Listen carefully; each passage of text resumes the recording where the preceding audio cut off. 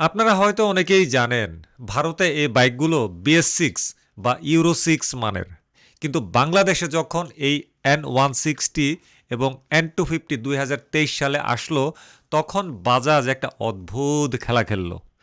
আপনারা যদি আমার আগের একটা ভিডিও দেখে থাকেন, তবে হয়তোবা তারা জানেন যে ইন্ডিয়ান ভ্যারিয়েন্টে একটা চারকোল ক্যানিস্টার থাকে থাকে একটা পার্স ভাল্ব, কিন্তু বাংলাদেশের বাইকে সেই ক্যানিস্টার নেই। এই সংক্রান্ত যে বিস্তারিত ভিডিওটা করেছি, সেইটার লিংক দিয়ে রাখলাম আমি ডেসক্রিপশন বক্সে, আর ফেসবুক থেকে যারা দেখছেন তাদের জন্য দিয়ে রাখলাম কমেন্ট বক্সে। তো দেখেন, ফুয়েল ট্যাঙ্কের নিচে একটা ফাঁকা নজেল পড়ে আছে, যেখান দিয়ে আপনার কেনা দামি পেট্রোল বা অকটেন বাষ্প হয়ে বাতাসে উড়ে যাচ্ছে। অথচ আপনাকে শোরুম কিংবা অফিসিয়াল সার্ভিস সেন্টার বলছে, বস, এটা কিন্তু BS6।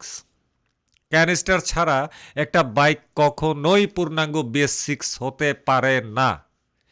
এই যে হার্ডওয়্যারে একটা বড় অংশ বাদ দেওয়া হলো, এখান থেকেই সমস্যার শুরু বলে আমার জোরালো আশঙ্কা।